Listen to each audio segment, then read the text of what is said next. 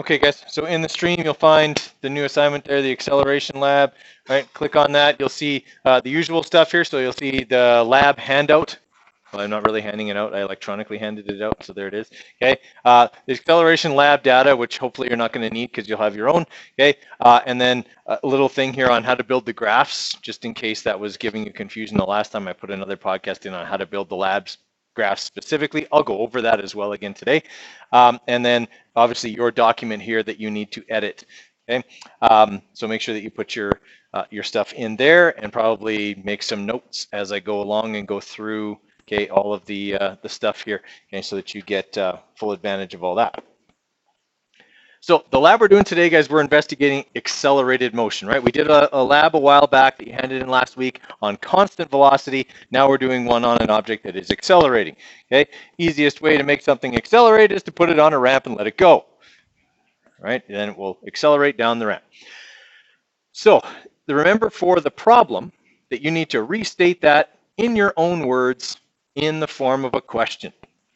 Okay, so in your own words, in the form of a question. Okay, talk about what acceleration is, or does a car accelerate when it goes down a ramp, or something like that. Okay, for our design, okay, the variables that we will be investigating, okay, in this lab are time, velocity, and position. Okay, those are the three main variables in this experiment.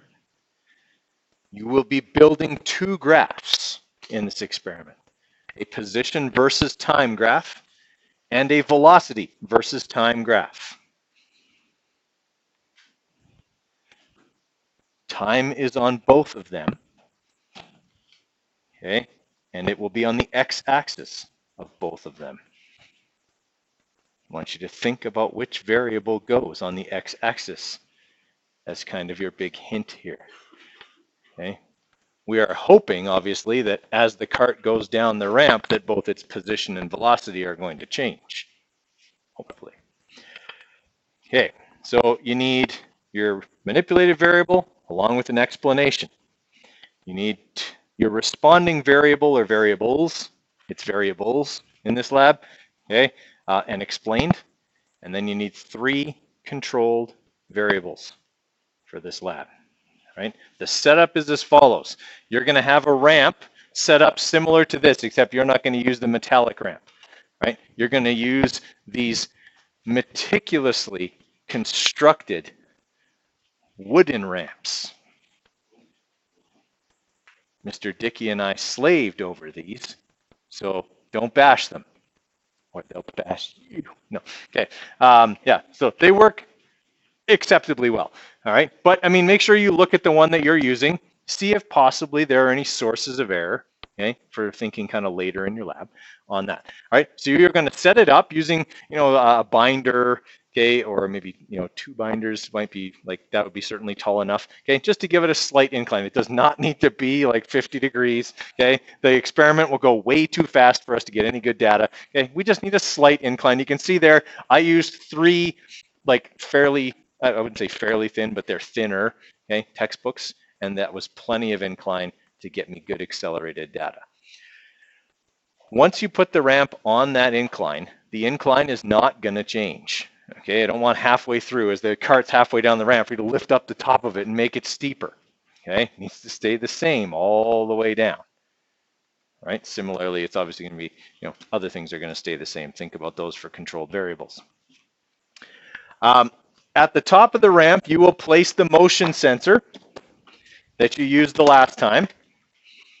Okay, just place it at the top of the ramp and make sure that it's aimed at the back of the cart. You will not be using those silver carts that you see in that picture. You'll be using these black ones. All right, and they work just fine as well. Okay, it will be able to see them quite clearly as they go down the ramp. Just make sure it's pointed at them. All right, so you'll place those because these fit in the grooves of the wooden block.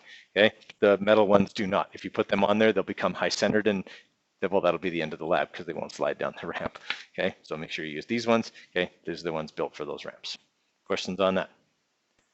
Okay, so you'll need to use your SparkView app again, same way you did the last time. Okay, you'll click on the position thing, okay, and it'll record both position, it'll record velocity, time, obviously. It'll also give you acceleration, but we won't actually be using that data, okay? But we are going to keep the data for time, position, and velocity, okay, for this lab. And I'll go through that when we start looking at the data, okay?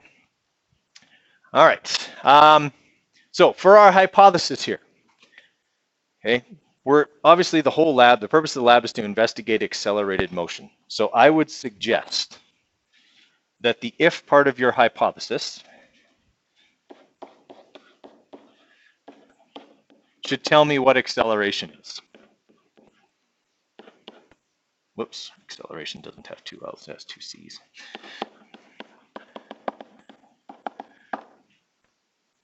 Okay, so if acceleration is, and you tell me what it is.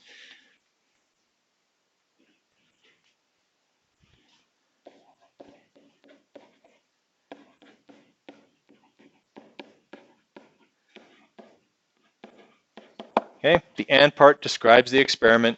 Okay, you're recording the position, velocity, and time of a cart as it rolls down an incline. Okay, it can be that simple.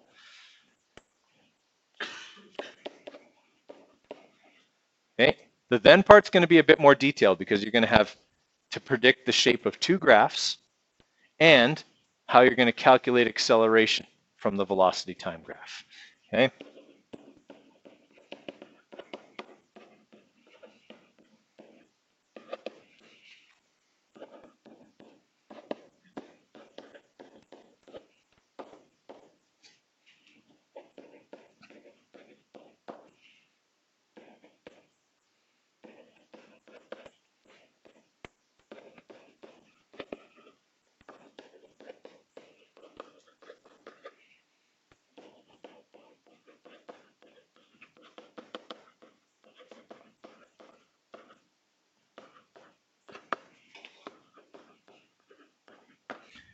Okay, so you need to predict the shapes of both position versus time and velocity versus time graphs. Okay, and you need to indicate how you will calculate the acceleration of the cart from the velocity versus time graph. Okay, using the graph. Can't stress that enough. We did have an issue with that on the position versus time lab. Okay, there are lots of ways to calculate acceleration that would not use the graph. I want you to specifically tell me how you could get it from the graph. Okay, so I really shouldn't see any of the acceleration formulas on there. Hint, hint.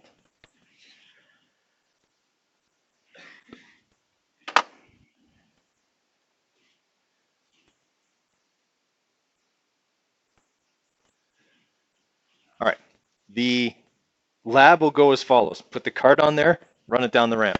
As soon as you have a good set of data, you're done. Okay, you only need one set of data here. So if your position versus, so if on the app, if you see a good position versus time graph, then good. Okay, just take it from there. You only need one good set of data for this.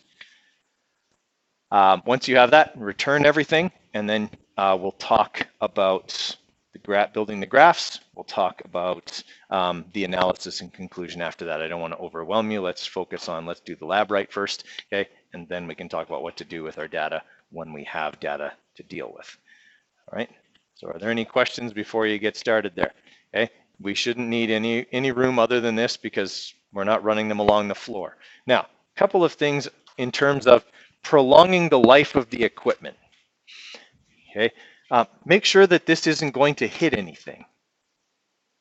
All right, like it's going to come off the bottom of the ramp. Just have somebody there to catch it, not kick it, catch it. Okay, just so it doesn't run into anything else. I once had a group who set this up. They followed my instructions in that diagram to the T and set this up on a desk. And nobody caught the cart. And, well, it didn't work out well. So don't do that. Set it up on the floor. Okay, set it up on the floor and just let it run off the bottom of the ramp and then someone catches it. Okay, make sure you keep clear of the sensor. All right, the sensor shouldn't have as much trouble this time as it had with the little constant velocity carts because it'll be aimed down the ramp. Okay, one good trial, okay, and then you should be good. Any questions? Okay, let's have at her then. All right, so a couple things here, guys, again, with making this graph work the way you need it. Okay, first thing is you do not need row 1. All right, so give it a highlight and get rid of that row because you don't need that it says run 1 there. You also do not need column A, so you're going to want to delete that column because it's date. Okay, you don't need the date. All right, so we've got time here in column A. Okay, we've got position in column B. We need that. We have velocity in column C here. We don't need the acceleration data. Okay, so we're going to get rid of that. Although looking at it, once we get the right kind of motion, it gives us some kind of idea what our acceleration will be. Okay, but we'll get rid of it because we don't need it. Whoop. All right, so here's what we've got. Okay, we've got time, position, and velocity. I need to make 2 different graphs. So I'm going to first graph position and time by highlighting all of that data there, and then I'll figure out which things I need to get rid of. So I'll highlight it, click Insert, go to Chart, same as before. I want a scatter plot, so I got to scroll down to Scatter. All right, and there I go. I've got pretty good data here all the way along. This stuff obviously up here I'm going to need to get rid of. Okay, I'm going to customize it so that I've got all the right stuff, like a title. Okay. Whoop.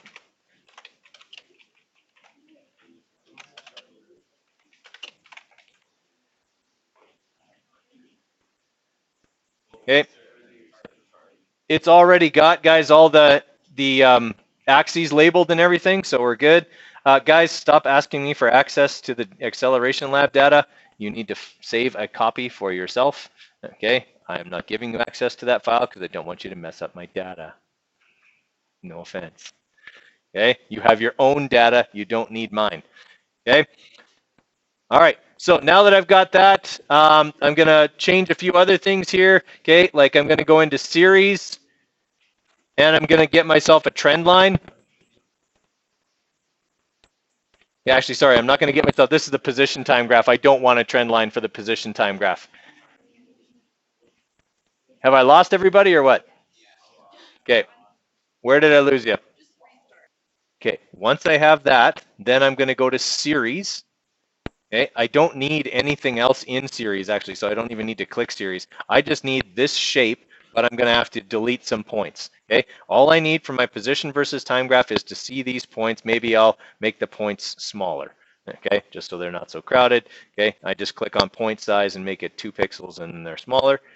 I don't really need anything else. So I'm just going to close up the chart editor, okay, and I'm going to click on my graph and move it over and delete the points I don't need. So basically everything after 1.75 seconds seems to be what I don't need. So I'm going to just delete just the position, like for me anyway. Your guys' data is obviously different. Okay, I'm taking these points off because they obviously don't fit.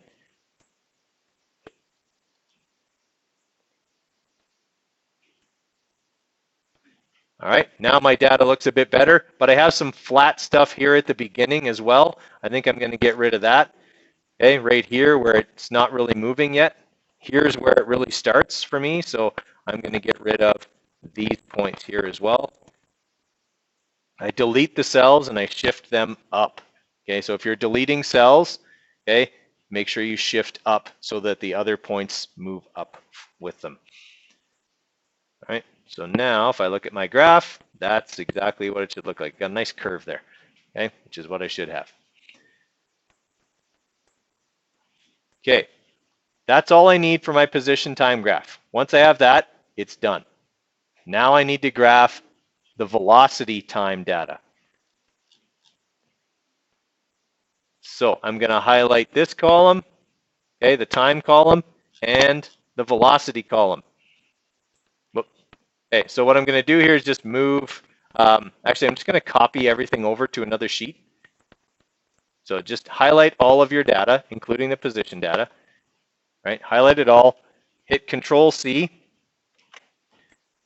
and then the plus button down here.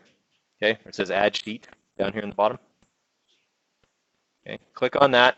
It'll give you another clean sheet. Paste it over, and then delete column B because you already have a position time graph. You don't need it, so we're just going to delete that column, and then highlight all of our position and time data. or sorry, velocity and time data.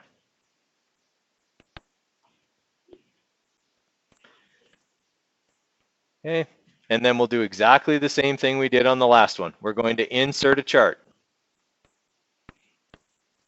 Okay, and we're going to make it a scatter plot, same as we always do. Okay, and I do have an incline here. That's good. That's what I want to see. And then I'm going to go over to customize here. Put in my proper title.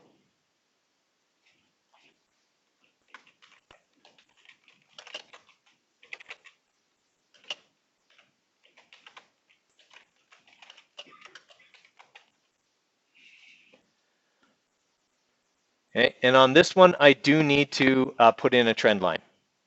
All right. So I'm going to go to series because that's where all the trend line stuff is.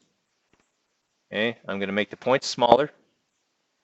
I'm going to put in a trend line. So clicking the box that says trend line. Okay, and then I'm going to scroll down a little further to where there's this option for a label.